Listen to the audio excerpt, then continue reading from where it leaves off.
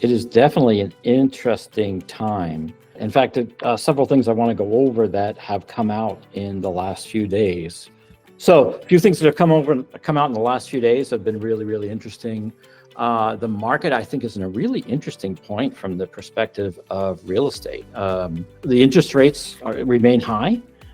So many people don't want to leave their homes because why would they leave a 2 or 3% mortgage, right? So it is not a market that's shifting dramatically. And let's go on to first of all, how I got started. 39 years, CPA, CFO, CEO. I've been a CEO in businesses with sales from 10 to 44 million. I founded a firm that was dedicated to small and medium business owners with services and processes to promote success. The big problem I solve is that almost no tax preparers almost all tax preparers fill in the boxes and do no planning. Business owners then lack guidance to increase their wealth. As a result, hard-earned cash often goes to the government instead of expanding the profitability of their business and providing for the family's future.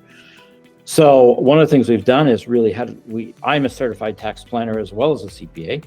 I also added several more certified tax planners. I think we have about 6 in our business right now, to help our clients minimize their taxes moving forward. So the real estate market overview, very interesting situation right now. So, residential real estate, and we've seen a lot of home prices still increasing in spite of the fact that the interest rates are very high, 10% year over year in some cases. The recent stuff that's come out now shows about 5.5. Certain markets like San Francisco, New York, and Austin have seen even higher increases, some up to 15%. Rental areas, rents are going up. And I think increasing rents are one of the things that's also pushing up home prices, because if people have to pay, along with inflation on everything else, if they have to pay high rent, what's the point of not having a higher mortgage, that part of which you can write off in terms of the interest deduction, if you have to pay that amount anywhere to live somewhere? Okay, and the commercial office space market is stabilizing. Vacancy rates around 15 to 20% in major cities.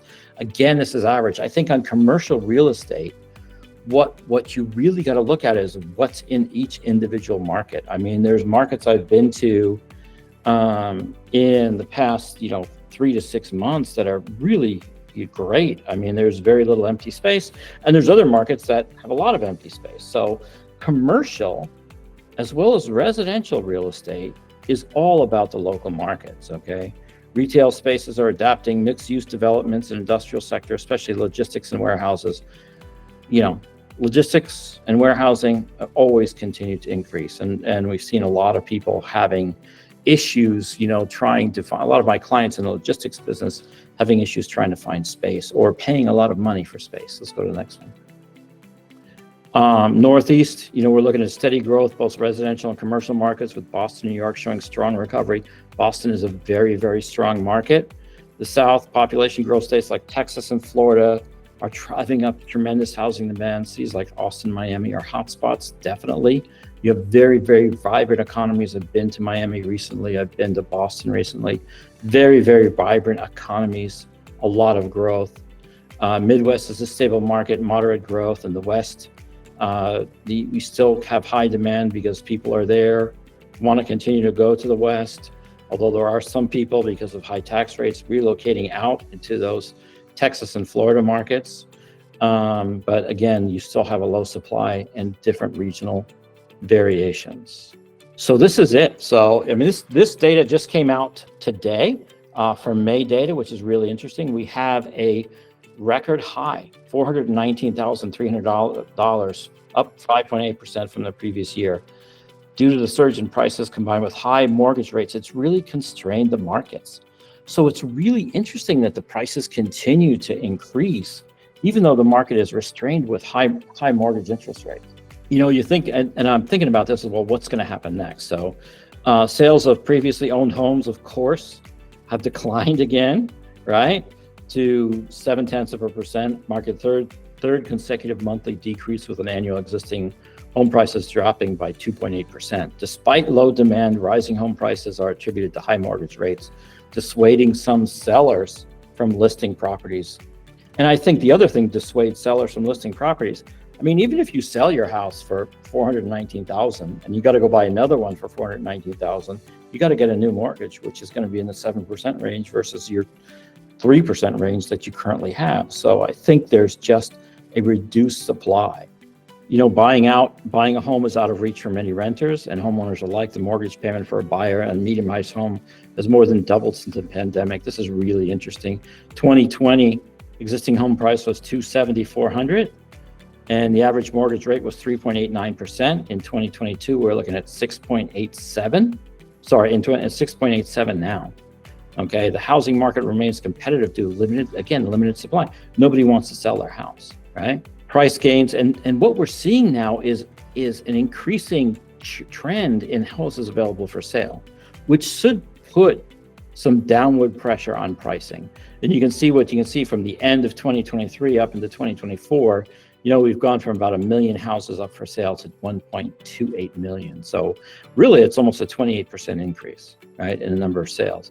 I mean, it's the highest that's on this chart since 2023, the 1.2 million. So that indicates that, we're going to have some downward pressure because people can't sell their houses or they'll just give up. What was interesting too is that, and I think this is somewhat true, okay, that Fannie Mae's chief economics noted that 7% seems to serve as a crucial threshold for home buyers, because what they're seeing is more volume come up at 7%. More volume or more sales go when prices are going down. When the mortgage rate is below 7%, right? So when it exceeds 7%, it leads to a slowdown. But when, at 6.7% increase in home sales under contract in April, 18% rise in May 2023. It's really an interesting trend there. Okay, so let's go to the next one. And then there's also, a greater interest in bonds right now. And as people buy more bonds, the bond rates goes down, which provides some relief on mortgage interest, because really the mortgage market and the bond market are tied together from an investment perspective. So when bond rates go up and the treasuries go up, the mortgages have to go up because the mortgage market is trying to compete with the bond market for cash, right? So that's what they try to do. So that's also a very interesting trend there, and it looks like there's some positive trend in terms of those rates coming down a little bit, which may help reduce the mortgage rates. And this is another good chart that I really like to see today, which was basically the decline of the existing home sales declines, right? So what's happening now is, you would expect to see a ton of additional volume in the market, right? But when you look at 6.5 million in 2022 sales down to 4 million, I mean, that's really almost a 1/3 reduction in the selling price, right? But at the same time, your number of homes on the market is not going up by that much. I mean, they're up by about 28%, but you still are looking at a situation where there should be more and more and more homes in the market, but that's just the indication of people that want to move out of their house right now. And then here's the mortgage rate and where we have been. Obviously 7.75 put a big damper on it when it was up that high, came back down again and is inching back up. I think it came down as people began to expect that the Federal Reserve was going to reduce rates. And there was fluctuations in the bond market and so forth. But now that doesn't seem to be happening, it's been slowly going back up. And the Federal Reserve, quite honestly, just continues to keep the money supply really tight, and because they're concerned about inflation and trying to push inflation down, and we haven't really seen that much relief on the inflation side yet. Let's go to the next one. The interesting thing that's happening in new home constructions is the big builders like Lennar, and we're going to go into D.R. Horton too. These guys are making a lot more sales, okay? A 9% increase in revenues with Lennar, one of the nation's biggest home builders, and their average sales price of $426, very, very close to actually kind of slightly above the $418,000 that we saw in terms of average selling price of used homes. Gross margins improved to 22.6%, up from 25%, mostly cost saving measures. I mean, Lennar is doing great because they're being able to build a lot of houses. And this is why you're seeing people in certain markets flock to the new home construction. Let's take a look at D.R. Horton, which is next. Again, the company's earnings per share, 3.52, a 29% increase over the prior years. Total consolidated revenues reached 9.1 billion, 14% increase over the previous year. So, I mean, these companies that are the two really biggest home builders, is D.R. Horton and Lennar, are really doing well because they also can offer, even though they're not taking a hit on margins, right? They can offer some incentives for people to get in, maybe rate buy downs, and people could go into a rate buy down situation, thinking that the Fed is going to cut rates in a year or two, and then they'll be able to refi the mortgage anyway. So it seems like it's pretty good shape. Pulte, which is number 3, their revenues were actually down a little bit, and this may just be a function of how many homes they're selling. But you got to look too; their average sale price is higher than the other two. Okay, so the gross margins were down slightly as they're trying to be competitive. So there is a real kind of price issue as well with new home construction, but all these new home builders are building like crazy, building as much as they possibly can. Let's go to the next slide, please. Economic outlook and its impact on real estate. Let's go to the next one. GDP growth. The projected GDP growth of 2024 is around 3 to 4%, driven by consumer spending and business investments. Positive GDP growth supports real estate investment and development. Inflation rate is around 5%, affecting purchasing power, construction costs. High inflation can lead to increased property values. It's always true. Unemployment is still relatively low, okay, and things seem to be changing from that perspective, but it's still relatively low.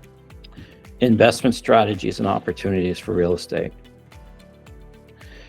Yeah, it's a very interesting time, and you're really looking on the phase of the cycle and what your opportunities are. I mean, the residential real estate market, obviously, if you can go in and create housing units, and I think that is the huge opportunity right now, is the building side, is to be able to create housing units, whether it's through rehab, whether it's through rehab flipping, whether it's through building new, or converting commercial space to residential space. Those are incredible opportunities right now because there's still a strong, stable demand for housing because we don't have enough housing, right? But I think it's also got to be on the lower end of the price market so that you can turn them over fairly quickly, because there is a lot of downward pressure because of high interest rates, right? But people still have to live somewhere, okay? Commercial real estate, really, really interesting. You've got to look at commercial real estate in terms of how well the local economy is doing. There are some economies like Miami, Houston, Dallas, and several other different economies that are just booming. Like you can go, like I was in Houston, 2 months ago, and you literally can't find an open space. And if you drive down any street and look at any shopping center, there are very few open spaces. California, sometimes you see that here, where there's open spaces depending on the markets and whatever is happening. Next. Risk and risk management, making sure you have a deep understanding of the individual risk tolerance, capacity, and practical application, and risk hedging techniques. You really want to watch what you're doing in the real estate and making sure you're going to be able to, for example, if you're buying into commercial real estate, you want to buy out let's say a small strip center or a large strip center. You want to you manage your risk by looking how long the existing leases are in there, and what's the underlying quality of the existing tenants. Are they national chains with great, revenue trends, or are they local mom and pops that maybe struggling or have trouble, or they've been around, or they're brand new and opening and trying to make it go? It all depends really on what the relative risk is there. Let's look at the next one. Now let's look at tax planning for real estate. Okay. I really like real estate from a tax planning perspective because it has a number of unique advantages, right? Real estate is a favorite industry in the tax code. There's no question about it, right? Specifically, it is the only place that you can depreciate, write off, appreciating properties. And when you're owning rental properties and you're able to take depreciation on those rental properties and use that to produce tax-free cash flow, that really increases your return on your investment. And then at the same time, if these properties are leveraged, meaning you have loans on them, your tenants are paying off the loans, right? So real estate long-term, and we can go back to that single family residence slide that we had in the very beginning, and you see the variations. Right now it's at 418,000, but if you draw a straight line through all those changes, you can see that real estate still is an increasing value. And on average, it's about 4% a year. So you have appreciation at 4% a year. You have depreciation that's reducing your tax burden and saving you money on a net tax basis. And then you have your tenants paying off the debt. So it's creating a lot of equity. And it's really a long-term investment strategy that really can be really create wealth in the long term and allow you to continue to leverage and buy more real estate and so forth. Depreciation, really important, okay? Lowers taxable income like I was talking about.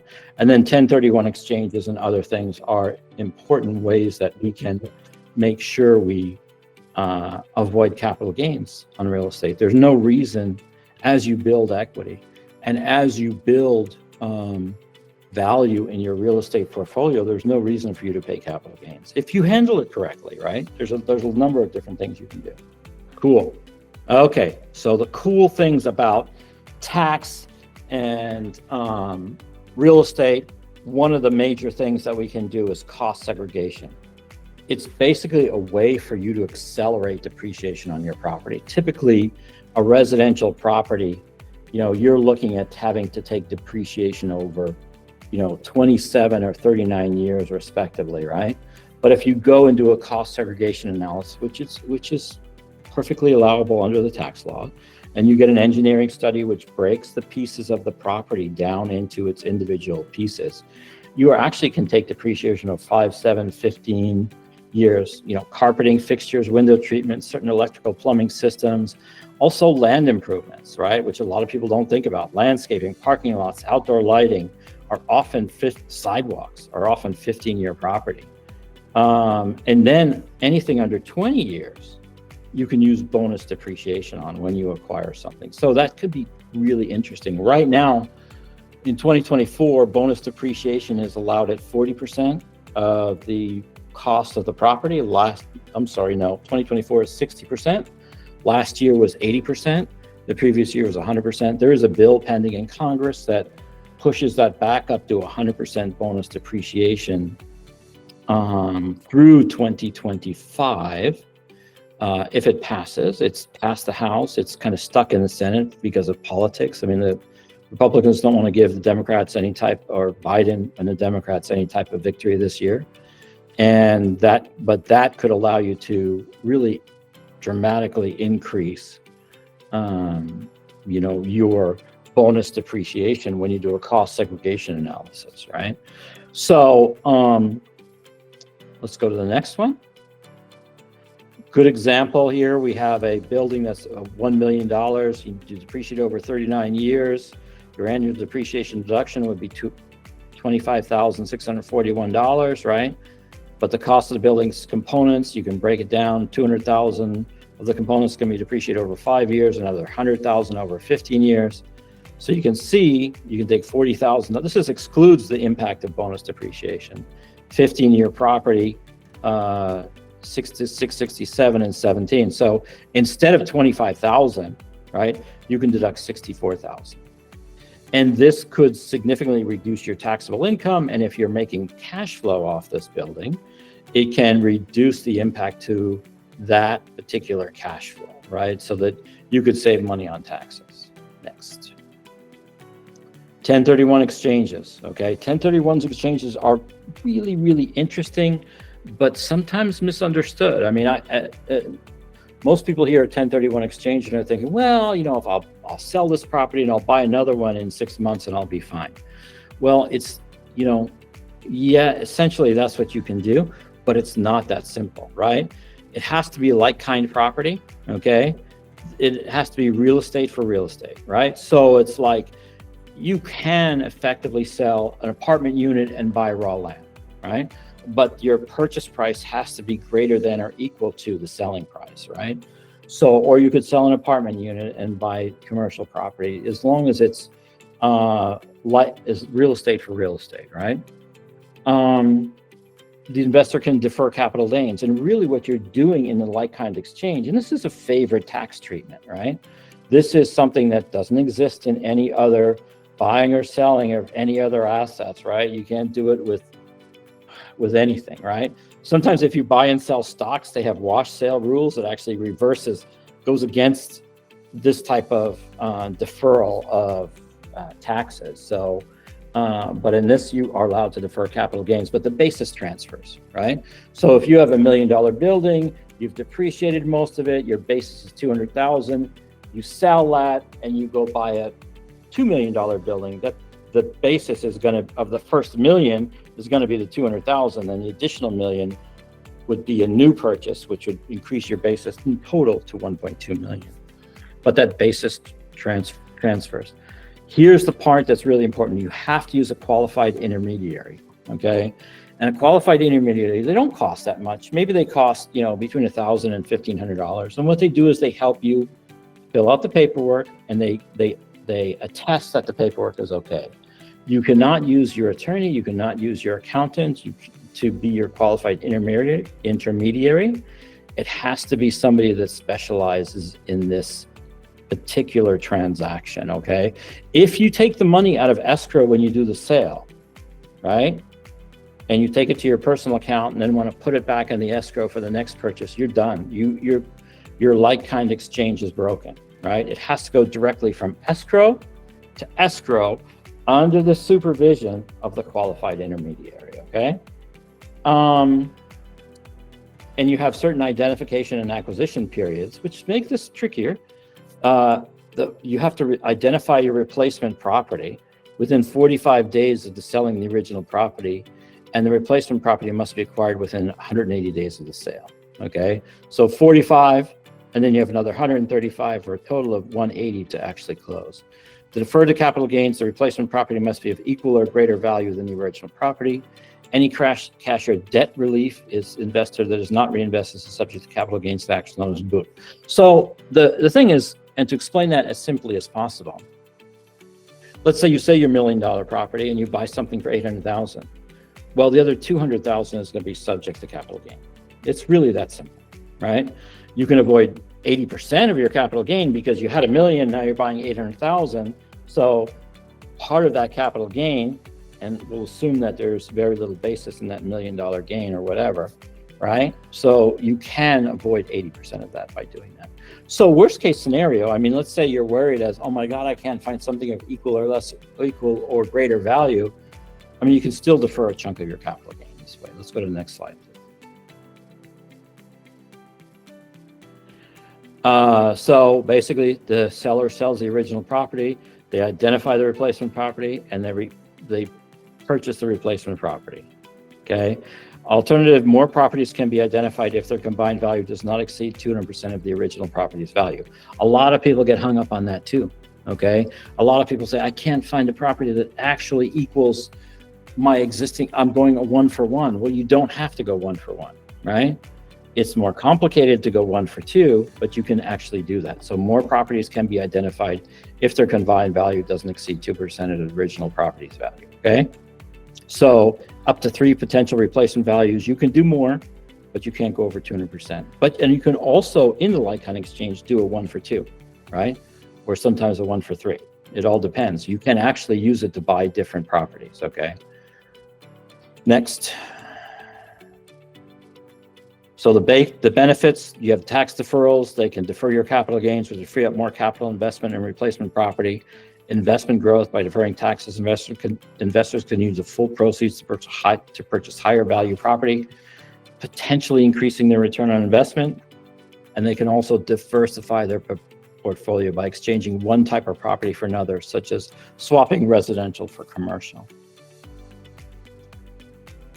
I think it's really interesting because what a lot of people can do also in a 1031 exchange is you sell your property and you have a lot of equity in it. You go buy a new property and like, well, how am I going to get my cash out? Well, you get your cash out by going to the bank and borrowing it against the new property, right? And yes, oh my God, then I got to pay interest on that. I got to pay that loan back. Well, if you're buying rental property and commercial or residential, you're going to let your renters repay the loan, right? And then you can take that loan to get your cash out to buy your next property. This is essentially what we're talking about is leveraging your real estate portfolio, making it bigger and bigger and bigger, right?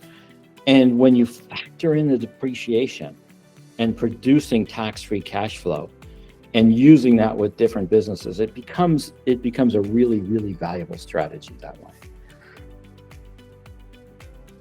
Key points though, you have your periods that are always tricky. So you got to know what you got to be able to make it happen. I run into people all the time and they're saying, hey, I got people who are trying to do a 1031. Okay.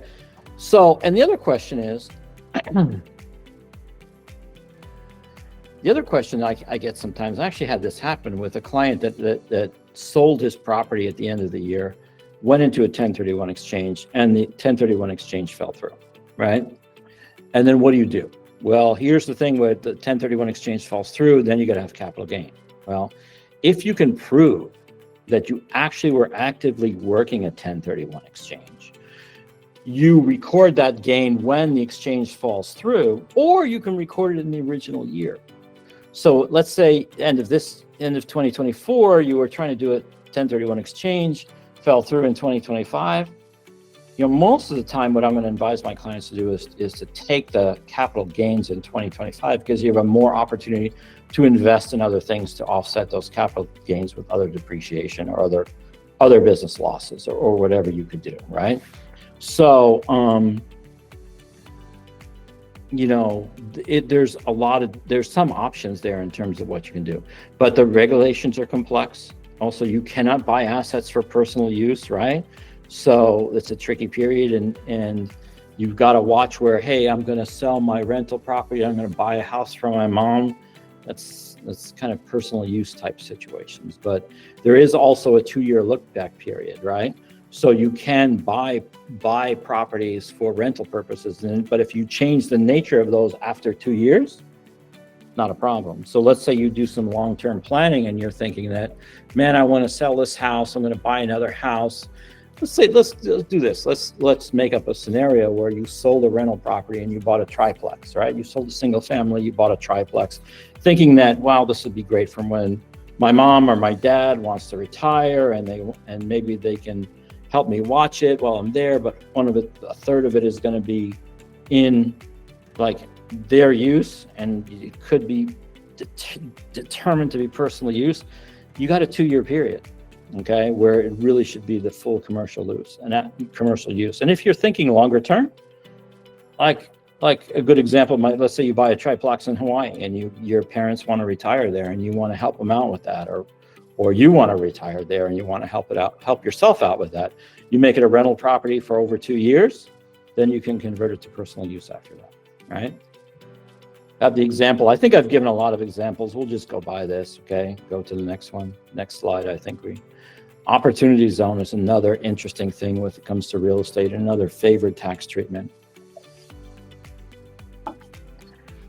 There are certain areas in the country under the Trump tax law that basically they were economically distressed, where new investments you can avoid capital gains. And I had some people and some clients that basically they had large capital gains from sale of stock, for example. And then what they did is they put those capital gains into a qualified opportunity fund, okay, a QOF, right? So they didn't have to take a capital gain on the sale of stock because they invested in QOF, right? And a QOF is basically an entity, and I'm going to talk about that in a second, but it's an entity that basically invests in these properties that are in areas that are determined to be opportunity zones, right? Can defer paying taxes. This is the tax incentive number 2. Can defer paying taxes on prior capital gains if they invest those in the QOF. Deferral lasts until the earlier the date of the investment of QOF is sold or exchanged, or December 31st, 2026, okay? If it's held for, if the QOF, so you think about this, you take capital gains, right? Invest in a QOF. If you hold it for 5 years, there's a 10% exclusion of the capital gain. If it's held for 7 years, the inclusion increases to 15%.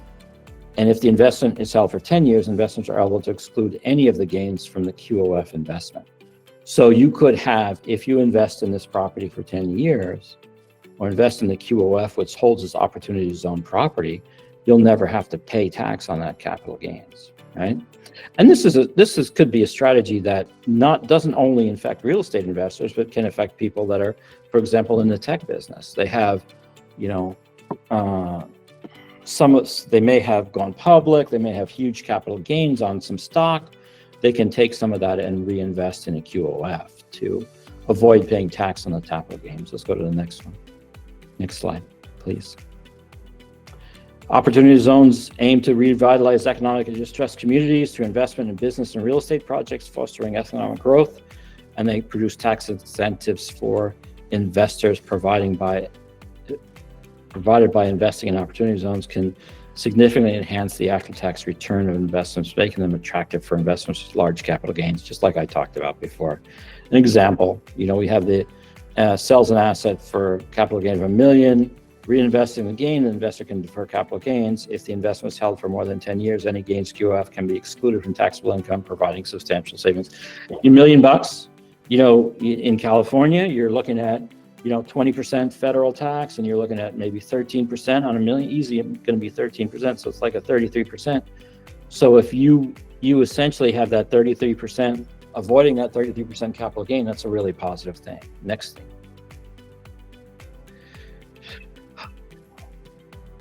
QOF, you can actually form a QOF if you want to, right?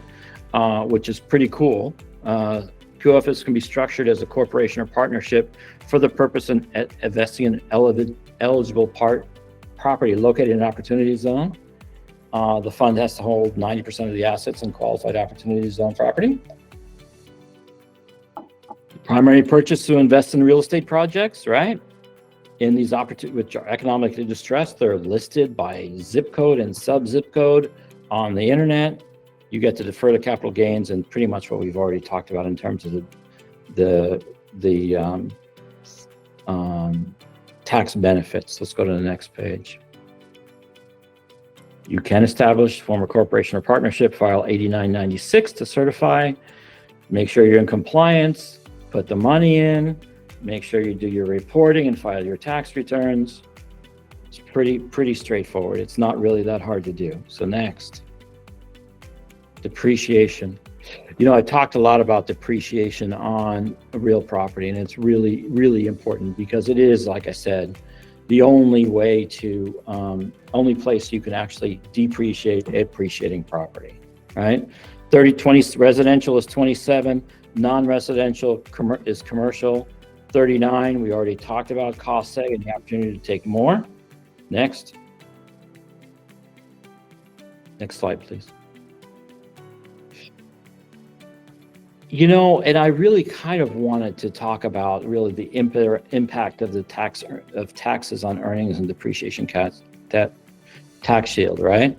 So if you have pre-tax earnings versus after-tax earning, you have a 45% tax rate, which is possible given 37% in your state taxes. If you're in a high state, you could easily be at 11, 8%.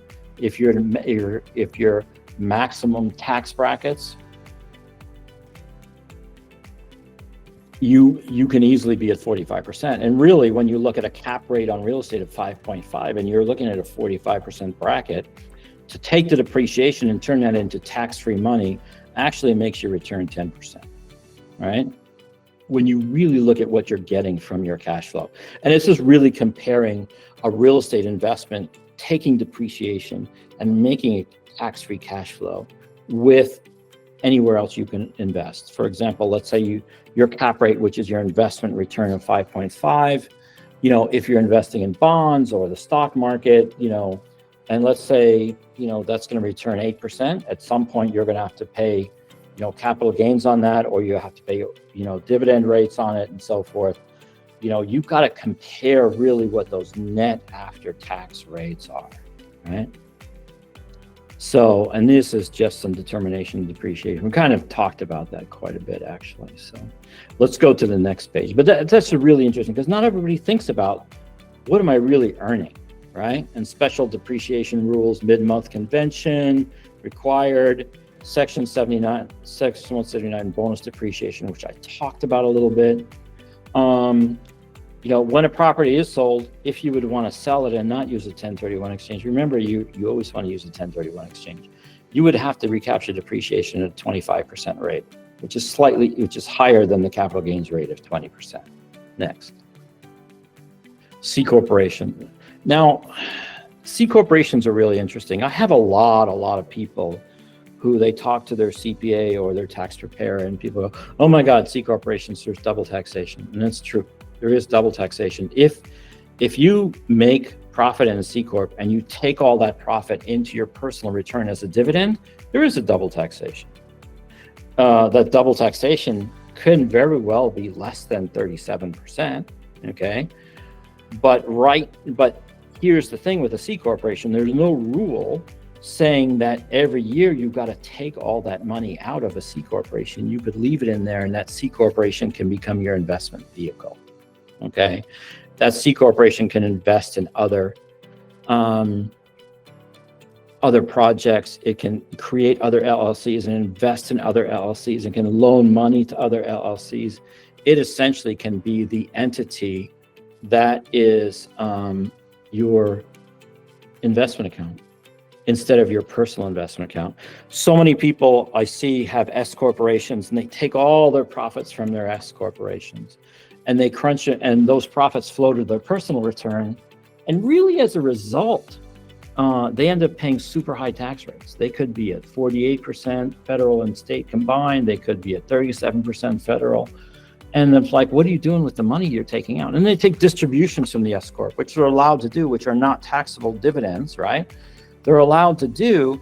And what are you doing it? Well, I'm turning around and investing in another property.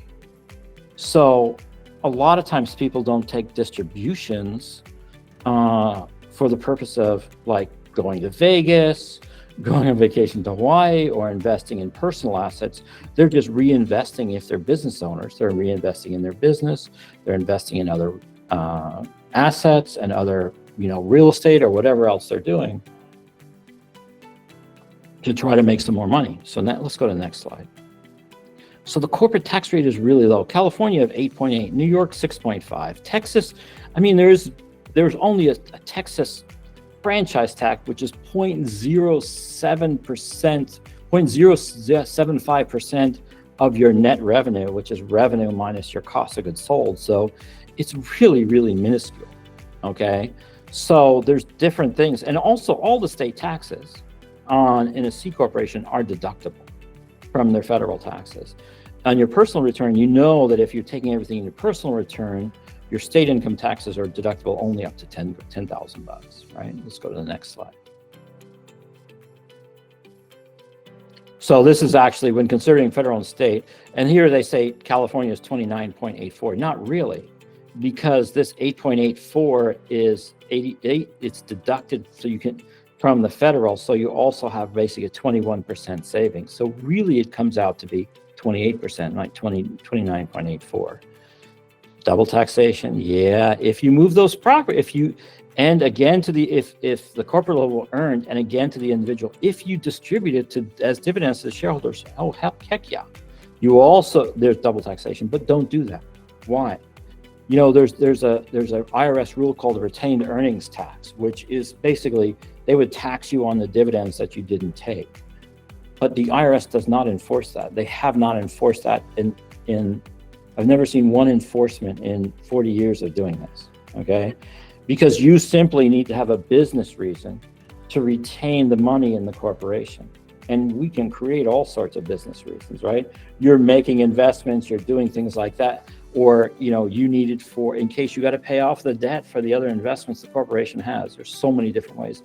And the reason the IRS doesn't enforce the retained profits tax is because it's too damn hard. It takes too long. and it's too difficult to prove that the business case that you make according to the tax law is not viable. There's no QBI in a C Corp like S Corps and LLCs, but there is also no AMT. Okay, if you push a lot of profits to your personal tax return through an S Corp, you're exposed to the alternative minimum tax. And even if you have your depreciation or all other tax advantage items and stuff like that, you may end up having to pay AMT. Okay, but there is no AMT. Next. But there is one really, really important thing that I want to point out about C Corps. I'm sorry, and I didn't list it on the slide, but it's really, really important. It is that there's no passive loss restrictions in a C Corp, right? Go back one slide, please. And I didn't list it on here, but I should have. So let's say you buy new property, you do cost seg, you push a lot of depreciation back to your C Corp. If you're an S Corp, you push that depreciation back to your personal return, and you have S Corps that are producing profits that are maybe active income, not passive income. The IRS assumes that real estate is a passive loss, and it won't let you take that depreciation and those passive losses against the active income, right, or the non-passive income, right? They won't let you take it against your W-2, unless, of course, the person that has the loss is a real estate professional. Whole nother discussion we can have. Or the other loophole is also the short-term rental loophole, which is also really, really interesting. Because the short-term rental, Airbnbs, they're not real estate. It's a hotel, okay? And it's treated as a business, not a Schedule C or a different business as opposed to a Schedule E, which is a rental property. Sorry, now go next to the next one. Those are just really important things. There's structures you can use in there. And depending on your tax situation, you can offset real estate depreciation with other active incomes, depending on how you do it. I actually once had an airline pilot, the W-2, and airline pilots have nice W-2s, right? They make money and so forth. And he was investing in a lot of real estate, and he wanted to say he was a real estate professional, right? And the IRS said, no, you can't be a real estate professional. You have this lovely W-2 and it's a full-time job. Well, unfortunately for the IRS, the federal law says that as a pilot, he can only fly 20 hours a week, right? And the other hours that he was not flying, he was in a hotel room waiting for his next flight or wherever he was, and he was on his computer doing real estate, collecting, managing, finding properties, doing all that stuff. Go backwards, you're going ahead too far. Okay, so all of that other stuff, and he maintained what we call contemporaneous records, where he recorded every hour of what he was doing as he was doing it while he was on layovers and so forth. So we're able to prove that he put in his 750 hours, and it was more than 50% of his work year, okay? And those are two of the key requirements on a real estate professional. I'll probably do another presentation just on real estate professional status, because I think it's really important to qualify for that. And we went to fight with the IRS, we went through appeals and so forth, and we won. And they basically said, okay, yeah. So now this guy continues to invest in real estate, and he continues to get all of his withholdings back every year. So it was a really good strategy. Our second place strategy for him, if we would have failed there, would be like his wife would have become the real estate professional and managed the properties. He actually built up enough properties where he could definitely qualify. I mean, it's hard to be qualified as a real estate professional if you have one rental property, but if you have a bunch of them and you're building things and you're flipping things and you're actually actively engaged in real estate, if you have a license and so forth, you certainly can take advantage of that real estate professional status. But you really, there's a number of requirements that you really have to meet. Okay, quite honestly, when we talk about tax planning, there is a huge misunderstanding out there. Most people think that their CPAs or accountants are helping them, work on tax planning and saving them money on taxes, but they're really not. Like, I'm one of about 1,000 certified tax planners in the United States out of 1.2 million people that are licensed to prepare taxes. 99.93% of tax preparers don't bother to get advanced education in tax planning, and they don't bother to execute on tax planning either. Next slide. All right. And this is really the key for what we want to do with our business owners as we work with them. We call it the business wealth cycle, which I talk about quite a bit. When it comes to a business owner in particular, we help them understand how they're making money, and helps them understand what works and how to do it over and over again. And that's the key to create money in a business, right? The core tool, like real estate, is like any other business, right?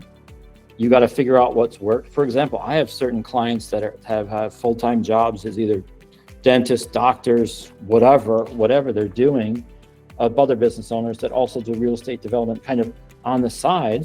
They partner with a construction company, and basically they build 1 or 2 homes a year, right? Or they could build 3 or 4 or whatever through this construction company. And like I said, I think the golden opportunity in real estate right now is building, right? Is creating new places to live. We see the margins at Lennar and, D.R. Horton, 22, 23, 24, 25%. There's good margins in that. And these guys basically have the money, and they work with the construction guy to manage the construction project and write checks. And you can they're making, $200,000 to $300,000 a year extra by building these houses, right? The next step is going to be really looking at taxes, making sure we minimize taxes by having the right strategy, whether it's an S Corp, C Corp, LLCs. What strategies do you need to really reduce your taxes and make sure you get all the loopholes? The core tool there is short and long-term tax planning. We help them with creating long-term wealth by investing in profits and appreciating property. Core tool there is the business plan and understanding finances, leverage, and profits. Leverage is so important. Okay, if you're a business owner, you want to be able to borrow money at the bank of 6 or 7 or 8% or 9%, whatever it is. If you can make 25% on 9%, you're still way ahead of the game, right? And then we help them with diversification of investments, right? And the core tool is really to work on that retirement and estate planning side. And and the truth is, accumulating wealth doesn't occur in one big hit. It's all base hits year after year after year. And that's really how you do it, right? Is you find what works, do it over and over again, and repeat that process year after year after year, fine-tuning it as you go and watching your number as you go. Business ownership and real estate investment, a real estate investment owner, real estate professional, real estate can qualify as a business, right? Is the best legal tax shelter in America. When you're a W-2, you can deduct your mortgage interest, bonus retirement, charitable deductions, state income taxes up to $10K. Business deductions, you got depreciation, taxes, travel, auto, paying your kids, opportunity zones, Section 1. There's so many different things you can do with business deductions, in terms of taking those things that would normally be taxed as you'd normally have to use post-tax money on and use pre-tax money on.